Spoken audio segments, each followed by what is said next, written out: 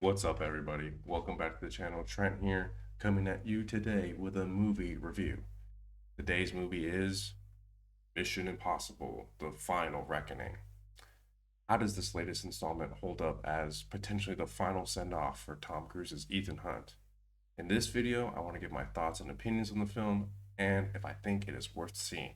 Before I begin, I just want to say that in this discussion, there will be no spoilers. I want you guys to be able to experience this movie fresh without knowing anything because I think that's the best way to enjoy any movie. All right, without further ado, let's begin. This movie is the second half of the story that began last year in Mission Impossible Dead Reckoning Part 1. And this movie is supposedly the conclusion and send off for this franchise. Although we all know that Tom Cruise will be back again in like 5 years, risking his life on screen for us and the audience. This film, Ethan Hunt and his IMF team are once again on a mission to save the world. It's a race against time to find the entity, which is an omnipotent rogue AI that is trying to destroy mankind. In terms of story and scale, this is the biggest crisis I think Hunt has ever faced, and his most impossible mission to date. It's a worldwide conflict as this rogue AI is trying to spread across the globe and infect regions and create chaos and panic everywhere. But yeah, this is a very much a large scale story, and it also has probably the largest cast of characters in a Mission Impossible movie, which in this case kind of feels like a double-edged sword with how many characters there are because the movie at times felt a little bloated with how many people we were getting introduced to. But on the other hand, I didn't mind it that much because it was cool because every 15, 20 minutes or so, I felt like that meme of Leonardo DiCaprio Once Upon a Time in Hollywood pointing at the screen, going like, "Oh, I know that guy from this. Oh, I know that actor from this." With the sheer amount of characters in this movie, the film has to take its time setting up the stakes for the conflict to come. So it has to like place all its pieces in time for the climax and like introduce you to these characters and sometimes reintroduce you to characters. And it takes its time doing so. The first 45 minutes of the movie kind of felt like a very long setup, refreshing the audience on conflicts from the previous movie. Very much gives this movie the feel that this is the last one. Maybe they do a couple moments of like where they try and recontextualize moments from previous films, and at the end of the day, that type of stuff I enjoy it. Some people might not like it, but I enjoy it because it gives me an excuse to rewatch the old movies, which I love. Maybe the movie relies a bit too much on like nostalgia and within its setup.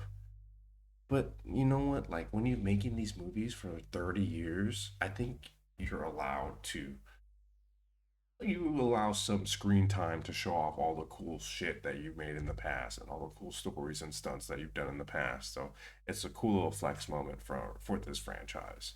But yeah, the first like 45 minutes to an hour of this movie is just setting up the plot. You know, we're building, we're building, we're building, we're building. And then when we do get to the climax and the all the pieces have been laid out and the team's plan starts to get into the motion, the movie pops the heck off. Personally, I love watching these movies because I want to see like the crazy stuff, the crazy stunt and the action set pieces that Tom Cruise and his crew they come up with for these movies specifically. I watched this movie on IMAX because I know that I'm going to be well fed. Like the price of admission is worth it because I know that Cruise and his people prioritize giving a true cinematic experience, an entertaining experience, a visually stunning experience, and this movie delivers on that. I'm not disappointed in this movie in the slightest when it comes to the action set pieces, the big ones to the small ones, like the hand-to-hand fighting and all that. That was sick too. But like even the big stuff with like the airplane scene that you guys see in the trailers, they're are entire sequences of this movie that is just action, no dialogue, just pure thrilling combat, maneuvering, like crazy stunt work. There's moments where I was like gripping my seat so hard my knuckles turned white and I was like holding my breath. I was sitting there like mouth open, just completely entranced by what I was seeing.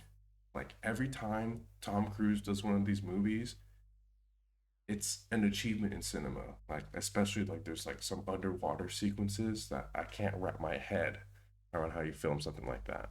So yeah, at the end of the day, I love this movie. It delivered on what a Mission Impossible movie needs to deliver on. It has the action and the stunts. It has heart, the stakes. It has the tension. It's everything you want or need from a Mission Impossible film. Is it the best Mission Impossible film? No, I don't think so. End of the day, I love this movie. By the time the credits rolled, I was satisfied with what I got. It had everything I wanted, everything I needed from one of these types of films.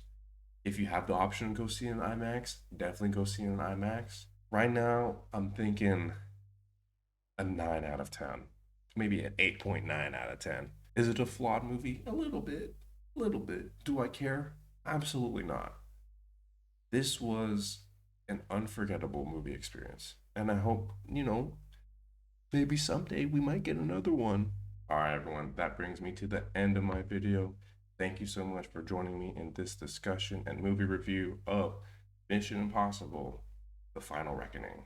Leave a like down below, comment your thoughts on the movie, subscribe for more content.